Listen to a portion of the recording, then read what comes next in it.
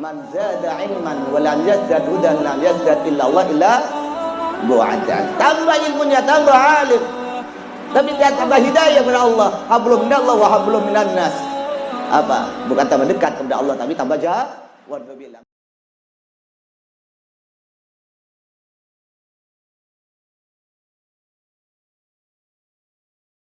Bismillahirrahmanirrahim. Alhamdulillahirabbil alamin. Wassalatu wassalamu ala asyrofil anbiya'i wal mursalin sayyidina Muhammadin wa ala alihi wa sahbihi ajma'in. Qala al-mu'allif rahimahullah wa nafa'ana bi ulumihi wa maddana bi asrarihi wa bikum fid dharain.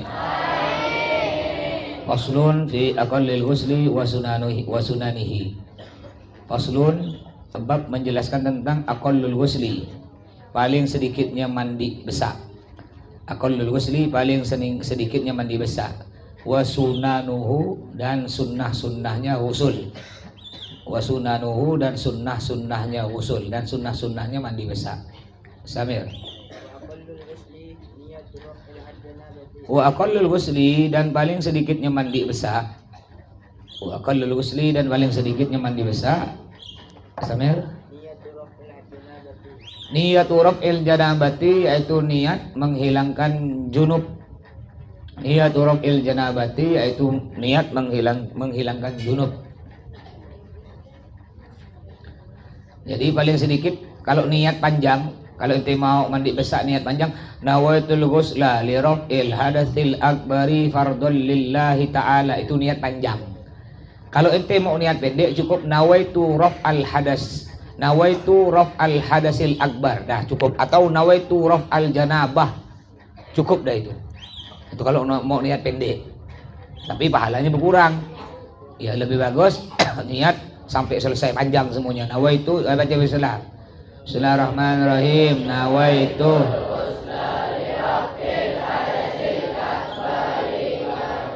Salah.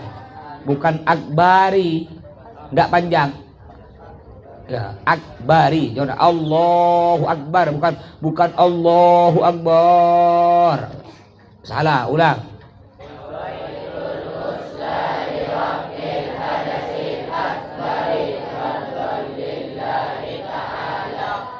Ya, wudu. Nawaitul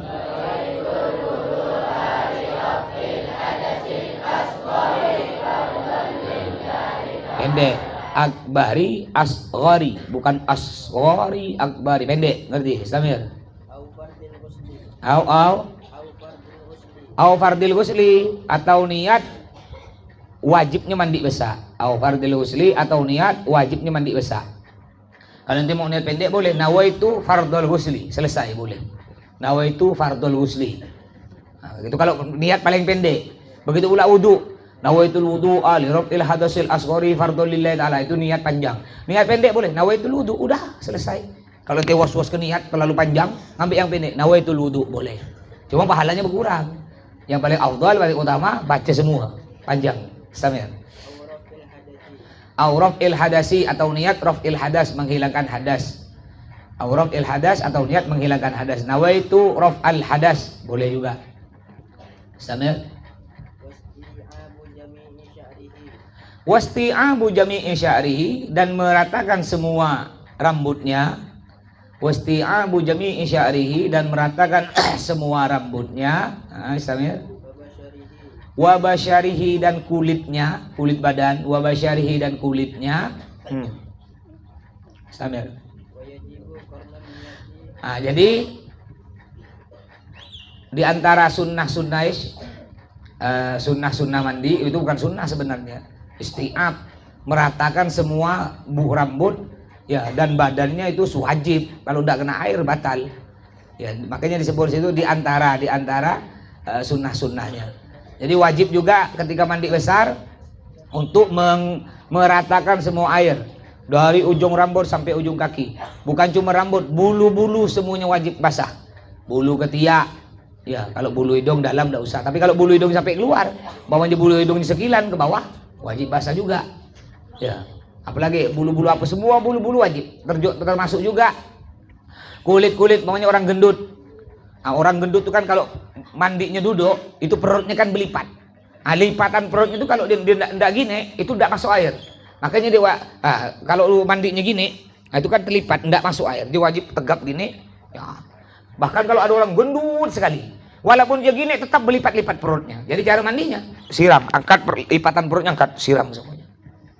Termasuk juga kalau ente mandinya berdiri. Mandi berdiri gini. Nah, ini lipatan lubang. Ya. Lipatan lubang pantat itu enggak masuk air. Kalau ente mandi berdiri gini. Caranya ente mandi berdiri enggak apa-apa, tapi nanti setelah itu ente ngangkang, ya, sambil ente gini kan pakai tangan kiri, siram. Atau ente jongkok, siram, biar kena semua. Kalau ente berdiri enggak masuk, karena terlipat. Ya, pantat ente itu terlipat, akhirnya air tak masuk, enggak sah. Kalau udah mandinya enggak sah, wuduknya enggak sah, sholatnya enggak sah. Nah, ini berhubungan dengan sholat semua. Apalagi lipatan ketiak. Nah, itu kena kan. Nah, termasuk juga kalau laki-laki kemaluannya, nah, mungkin kemaluannya kulitnya tuh, kulit ujungnya tuh banyak lipatan-lipatannya. Nah, jadi ketika nyunatnya ndak rapi, jadi lipatan-lipatannya banyak amat kulitnya, itu harus diginikan, dibuka, disiram. Kenapa? Biar air masuk. Kalau ndak gitu ndak masuk air, ndak sah. Ya, Samir.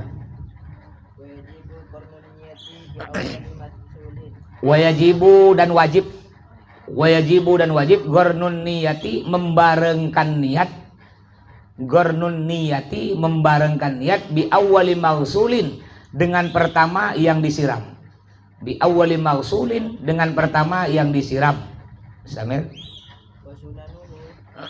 Nah, makanya itu udah bukan tadi itu salah baca, itu bukan sunnahnya mandi, itu wajibnya.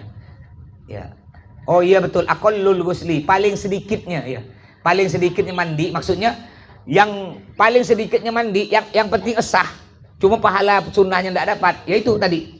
Yang penting itu sah, di antaranya niatnya nawaitu fardhul ghusli, atau nawaitu raf'al janabah, atau nawaitu raf'al hadas. Ini paling sedikit inti niat itu. Udah, yang penting sah, walaupun tidak niat panjang. Yang kedua paling sedikit, yang penting udah melakukan wajib, membasahkan semua ujung rambut sampai ujung kaki. Nah, ini udah sah mandi besarnya. Tapi tidak dapat pahala sunnah. Yang sunnah gimana? Lanjut. Wasunanuhu. Juga diantara wajibnya tadi, wajibnya membarengkan niat dengan pertama kali yang disiram. Ente ngambil air, ketika ente nyiram, mungkin ente nyiram bagian kepala pertama, nyiram bagian kepala. Air pertama jatuh ke rambut ente, dalam hati ente ngomong, ya, mulut sunnah, tidak wajib. Yang wajib pakai hati. Ya, boleh pakai mulut barengan dengan hati. Nawaitul ghusla barengan. Hati begitu. Nawaitul ghusla li rabbil hadasil akbari fardhu lillahi ta'ala. Nah, ya, sunnah ingat ya, pakai mulut sunnah, pakai hati wajib. Anggaplah ente pakai hati. Pakai hati ente siram, pertama kali air jatuh ke anggota badan ente, jatuh kepala, jatuh ke tangan, atau ente siram mulai kaki, boleh enggak apa-apa, mulai kaki dulu boleh. Nah, ketika pertama kali air jatuh ke anggota tubuh, itulah langsung mulai niat dalam hati. Nawaitul ghusla barengan dengan jatuhnya air, nawaitul ghusla li rabbil hadasil akbari fardhu lillahi ta'ala. Ya. Nah, gimana kalau pengantin baru? Pengantin baru kan biasanya malu. Pengantin baru malam pertama dia umpamanya berhubungan dengan istrinya. Lalu dia kan malu kalau mandi besak. Mandi besak subuh-subuh. Ketika dia mandi besak, ya kalau WC-nya dalam kamar, kayak rumah emas dalam kamar, kamarnya Abi WC-nya dalam kamar.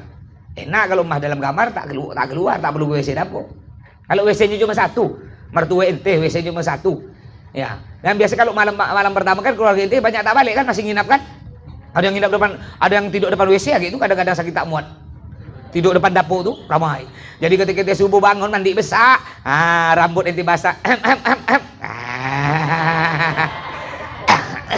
Malu kah? Malu enggak ente? Ada caranya. Caranya biar ente tak malu yang perempuan, sebelum ente tidur, ente siapkan dulu air di kamar ente. Air 1 ember kecil atau baskom lah. Ya, bak kecil, penuhkan airnya.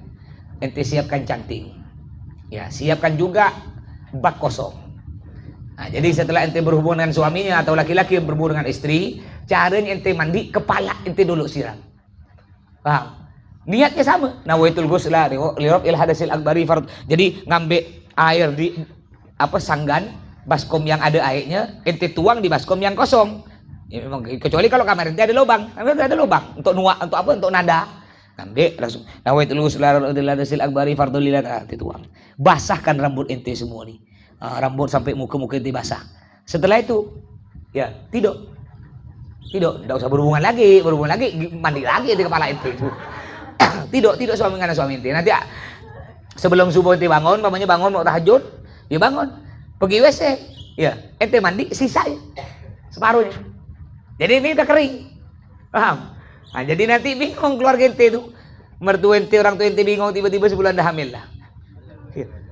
Tak pernah mandi besar, jangan-jangan kena jin, kena santet. Kebetulan bukan jin, suaminya alumni pondok, istrinya pun alumni pondok, pintar. Ngerti itu caranya kalau ente takut malu ya. Terus wasunanuhu dan sunnah-sunnah mandi besar. Wasunanuhu dan sunnah-sunnah mandi besar apa diantaranya? Al-istiqbalu, menghadap kiblat. Al-istiqbalu menghadap kiblat. Jadi sunnahnya mandi besar menghadap kiblat, tapi dengan syarat kalau ente mandinya tak telanjang. Kalau telanjang tak boleh ngadap kiblat. Itu ya kurang ajar ke kiblat. Makanya Nabi Muhammad ya ikut, makanya kita ikut Nabi Muhammad. Nabi Muhammad tidak pernah seumur hidup mandi telanjang.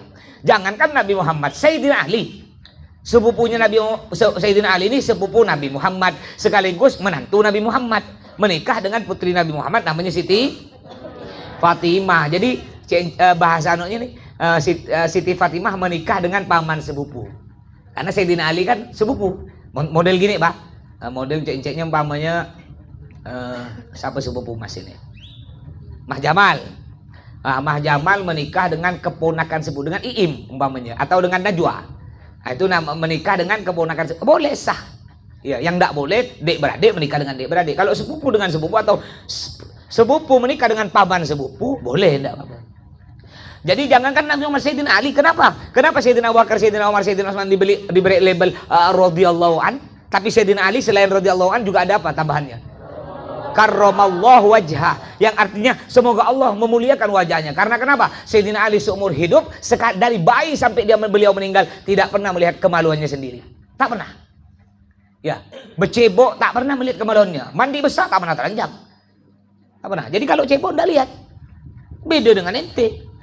Ya, cari gatal-gatal dilihat. Ya. Kena koreng dilihat. Berak bukan dilihat, dimain-mainkan, dijentet-jentet lagi. Nah, ini makanya ikut Nabi Muhammad. Nabi Muhammad tidak pernah. Nabi Muhammad, sahabat-sahabat Nabi kalau mandi tidak pernah telanjang bulat. Jadi sunnahnya gimana mandi? Boleh, walaupun telanjang bulat itu boleh. Mandi dua sih boleh telanjang bulat. Cuma tidak mengikuti sunnah Nabi. Yang ikut sunnah Nabi paling sedikit ente tutup kemaluan depan, kemaluan belakang. Paling sedikit dah tuh. Kalau bisa ditutup semua aurat ente. Ya, kalau tidak bisa paling sedikit kemaluan depan, kemaluan belakang. Pakai artinya pakai celana dalam. Ya, mandinya. Itu paling sedikit dah. Samir. Watasmiyatu dan sunnah juga watasmiyatu dan membaca bismillah. Watasmiyatu dan membaca bismillah. Membaca bismillah bahasa Arabnya tasmiyah atau basmalah. Membaca alhamdulillah hamdalah. Membaca la haula wala quwata illa billah hauqalah. Membaca subhanallah siapa? Tasbih. Membaca Allahu Akbar takbir. Membaca la ilaha illallah tahlil. Ya. Boleh membaca alhamdulillah, boleh tahmid, boleh hamdalah. Ini istilah-istilah ya. Anda boleh juga ente nulis sallallahu alaihi wasallam, qala Nabi sallallahu alaihi wasallam. Sallallahu alaihi wasallam tidak boleh ente singkat solam. Ada orang biasa singkat solam, tidak boleh, haram. Ya, ente kok masin deh, kok pelit untuk bersalawat kepada Nabi. Cuma tinggal nulis sallallahu alaihi wasallam disingkat solam. Solam apa solam? Ini orang yang pertama kali nyingkat solam, yang mendengar cerita pernah ada ulama ceramah, pertama kali yang nyingkat solam langsung tangannya lumpuh, sakit mati. Ya, makanya tidak boleh. Atau nanti termasuk nulis ya sallallahu alaihi wasallam disingkat solam, tulis saja.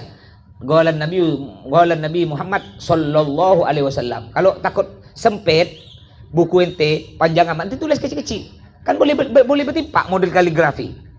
Tahu tak kaligrafi bertimpa?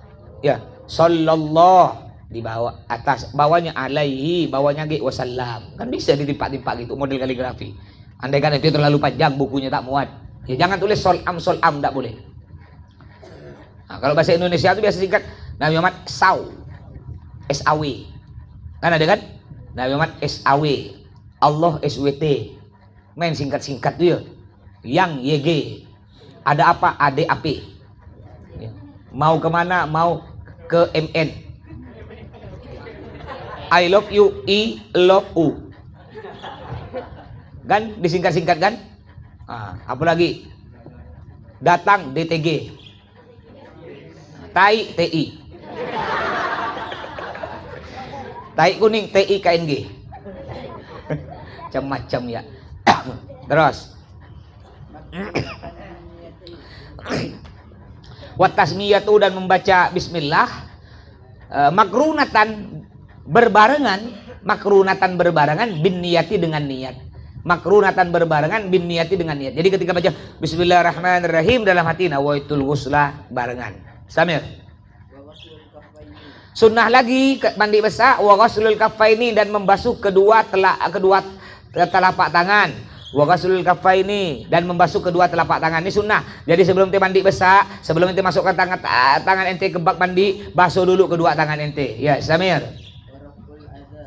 Kenapa dianjurkan untuk basuh kedua tangan? Karena ada hadis Nabi. Nabi bersabda gini, jadi ketika ente mau mandi besar atau ente mau wudu, bangun tidur, sebelum ente masukkan kedua tangan ente ke dalam tempat air bak mandi, maka basuh dulu tangan ente, kata Nabi Muhammad. Kenapa? Karena ente tidak tahu ketika ente tidur di mana ente meletakkan tangan itu. Enggak tahu kan? Ya. Iya, pertama ente tidur gaya gini. Pertama tidur. Gaya-gaya tidak cool. Sekali bangun, tangan kanan di atas, tangan kiri di belakang. Krok, krok, krok. Atau main gitar. Nggak sadar kan? Akhirnya ada orang ngolok-ngolok hadis ini. Ya. Jadi kata Nabi, sebelum tangan ente masuk ke bak mandi, basuh dulu kedua tangan. Kenapa? Karena ente tidak tahu di mana. Ketika ente tidur, di mana tangan ente berada. Ada orang ngolok-ngolok. Oh enggak. Kalau aku sih, kata dia. Kalau anak tidur, tangan anak gini, ya gini. Tak mungkin pindah ke mana. Buat lihat hadis, tak mungkin. Anak tidur gini, ya gini, kata dia. Akhirnya dia pun tidur. Ketika tidur apa yang terjadi? Ini ada di dalam kitab ceritanya. Ketika tidur apa yang terjadi? Tangan kirinya ini semuanya masuk ke lubang pantat. Sampai dia mati. Tangan kirinya wet masuk ke lubang, mati. Ya, karena ngulung-ngulung hadis Nabi. Ada juga hadis Nabi, ya, sesungguhnya malaikat membentangkan kedua sayapnya. Malaikat, ya, jadi kalau ente melangkah dari rumah ente untuk ke pondok, atau melangkah dari sini ente pergi ke kelas tadi dari kamar ente ke musola, ya, itu malaikat membentangkan kedua sayapnya. Untuk apa? Untuk menjaga ente. Bayangkan malaikat sampai membentangkan kedua sayap untuk jaga ente. Takut ada apa-apa ente ini nuntut ilmu. Ada orang ngolong-ngolong. Ya. Oh, masa malaikat bentangkan sayap. Akhirnya ketika dia jalan, ketika dia masuk musola, masuk kelas, dia jalannya gini nih, pelan-pelan. Ngolok-ngolok, jalan pelan-pelan gini. Ditanya kena kawan, ngapain itu jalan gitu? Kasihan nanti sayap malaikat patah. Ngolok-ngolok. Akhirnya dia tidur. Apa yang terjadi? Ketika dia tidur, terbangun. Suara kuping dia, suara sayap. Bukan cuma suara, tapi sakit dalam. Gimana ente pernah sakit kuping? Ngilu dah. Kayak gitu, seakan-akan udahlah ada suara sayap, seakan-akan ditusuk-tusuk sampai dia mati. Makanya hadis Nabi jangan main-mainkan, jangan gurau-gurau kan. Ya. Samir. Hah? Waraful dan menghilangkan yang sesuatu yang mengganggu, dan menghilangkan sesuatu yang mengganggu masuknya air. Ya, apalagi diantaranya tato. Tato ndak sah ya. Orang pakai tato ndak masuk air. Hati-hati, dengarkan sama santri. Orang yang pakai tato, apa kata Nabi Muhammad? La'anallah al-washim wal mutawashim. Al-hadith atau kamakol. Ya, bahasa Arabnya tato itu washmun. Jadi la'anallah al-washim wal mutawashim. Al-hadith atau kamakol, yang artinya Allah melaknat orang yang mentato dan orang yang minta tato. Penjual pembeli tato oleh Allah dilaknat, neraka tempatnya. Pertama dia dilaknat masuk neraka. Yang kedua, setiap dia wuduk mandi besar, air tidak masuk, tidak sah solatnya. Ya. Makanya hati-hati, jangan pakai tato-tato dan ikut-ikut. Belum lagi yang ketiga, dia juga dosa kenapa? Karena ikut-ikut orang-orang kafir. Apa kata Nabi Muhammad? Man tasyabbaha biqaumin fahuwa minhum. Yang artinya barang siapa ikut-ikutan ritual, ikut-ikutan budaya, gaya orang-orang kafir, fahuwa minhum, maka ia termasuk golongan mereka. Di mana tempat orang kafir udah jelas akan dilemparkan dalam api neraka. Makanya ente jangan ikut-ikutan. Juga nih Mas pesan semua santri, ya, jangan sampai ada santri yang menikah dengan syarifah, yang bukan Habib, yang bukan Iyi. Ngerti? Dengarkan. Kalau sampai ente santri al-jihad ada menikah dengan IPA, ya jangan ente ngundang emas. Bukan cuma emas tak pergi, emas usir ente dari sini. Paham? Yang pertama. Yang kedua, jangan ente nginjak al-jihad lagi. Haram ente nginjak al-jihad. Dikeluarkan dari daftar alumni. Dan jangan ngaku emas sebagai guru ente. Ini namanya orang santri kurang ajar. Udah berani menikah dengan syarifah. Ada santri-santri al-jihad, tapi yang bukan mukim ya. Yang bukan, kalau yang mukim sampai sekarang belum ada. Yang ada anak-anak luar. Anak luar tuh ada 3 orang. 3 orang. 2 orang cerai, 1 masih. Nah, 2 orang cerai dan Mas bilang, yang anak luar nih, ya dia mengundang Mas. Mas, anak mau kawin Mas. Kan dia ini seumuran kan Mas. Ketika masih kecil kawan Mas. Ngaji sama-sama kawan Mas. Anak luar. Anak mau kawin Mas. Oh alhamdulillah kata Mas. Siapa istri nanti, orang mana? Ya orang ini Mas, sana kata dia. Oh orang apa? Madura, Melayu, Bugis, ya Jawa, Sunda. IPA Mas. Astagfirullahaladzim. IPA. Karena dia ngejar-ngejar anak terus Mas kata dia. Macam muka ganteng ya. Nggak ganteng amat dia ya, kalau dibanding emas tuh kayak pinang dibelah 2. Nah, emas yang pinang bagus, dia yang busuk. Pinang dibelah 2, emas yang bagus, dia berulat, yang busuk, adil. Ya. Ma bilang, jadi ente datang ke sini nak ngundang Mas. Ngundang Mas. Ya haram Mas pergi kawin. Dan mempesankan ente lihat omongan Mas. Kalau dikawin dengan IPA, hancur rumah tangga ente, ekonomi ente hancur. Dengarkan. Akhirnya mikir dia. Lama-lama enggak ada berita, oh kawin dah. Punya anak. Enggak 2, 3 anaknya. Pertama dia kaya. Wah, rumahnya mewah. Punya 2 sampai saking kaya, punya rumah 2. Ketemu Mas. Lama-lama tak ketemu. Gimana ini ente sekarang? Usaha apa? Alhamdulillah Mas, ana ada punya toko ini, usaha 2. Belum. Lihat ente ke depan. Jangan ngomong gitu Mas. Lihat. Ini bukan Mas yang ngomong, ini Imam Sya'roni. Imam Sya'roni mengatakan, barang siapa yang bukan Habib menikah dengan syarifah, apa kata beliau? Fala yalumanna illa nafsah. Kalau ada terjadi sesuatu, jangan kau marah kecuali dirimu sendiri. Lama-lama apa? Bangkrut, rumahnya dijual satu. Ya, akhirnya cerai, sekarang ngontrak, tak tentu rudu hidupnya. Luntang lantung, anaknya kemana, bini ke ipanya kemana tak tahu. Hancur rumah tangganya, hancur ekonominya. Ada juga seorang ulama kiai punya santri, banyak santrinya, menikah dengan syarifah. Ini kejadian betul nih, nyata. Menikah dengan syarifah, punya anak banyak, kalau enggak 5-6 anaknya. Kaya, ini pengusaha kaya, sangat kaya, lebih kaya dari tadi kawan Mas. Santrinya ramai. Lama-lama tahu ente sekarang, ya usahanya bangkrut, santrinya 1 pun hilang. Sekarang dia udah beberapa tahun, la yahya la yamut, tak hidup tak mati. Begini Ma pernah jenguk dia. Anaknya digantikan dia, anaknya narkoba. Ya, paham? Kena istri ditinggalkan. Ini udah jelas. Makanya hati-hati. Kalau itu sampai ada santri Mas, santri al-jihad yang bukan Habib, yang bukan Iyi menikah dengan syarifah, jangan tinginjak sini lagi. Jangan macam-macam itu. Ya, paham? Selanjutnya juga jangan ada santri al-jihad ya yang ngerokok umpamanya nanti berhenti dari al-jihad, jangan ngerokok depan guru. Apalagi depan Nabi, ya depan Mas. Kalau ente sampai ngerokok depan Mas, jangan salaman. Wah, jadi ente itu umpama nak ngerokok nanti kalau udah berhenti urusan ente, Mas tak tanggung jawab. Urusan ente ngerokok. Cuma kalau depan guru jangan, santri ndak usah berubah. Gimana ente dulu di pondok sampai mati di depan guru gitu? Ya emang ngerokok, tapi Mas tak pernah ngerokok depan guru, tak pernah. Buya datang, tak berani. Padahal dia kan ngerokok. Ya, beliau ndak mungkin, ndak mungkin gitu. Padahal cuma beliau ngelihat ya gini. Nggak mungkin beliau marah-marah. Ya, tapi kita sebagai murid harus tahu akhlak sopan santun. Gimana dulu kita di depan beliau hormat? Sama. Di depan guru, mulai ente mondok sampai ente mati, hormatnya, akhlaknya ya udah tak berubah. Kayak gitu dah, jangan berubah. Subhanakallahumma wa bihamdika asyhadu an la ilaha illa anta astaghfiruka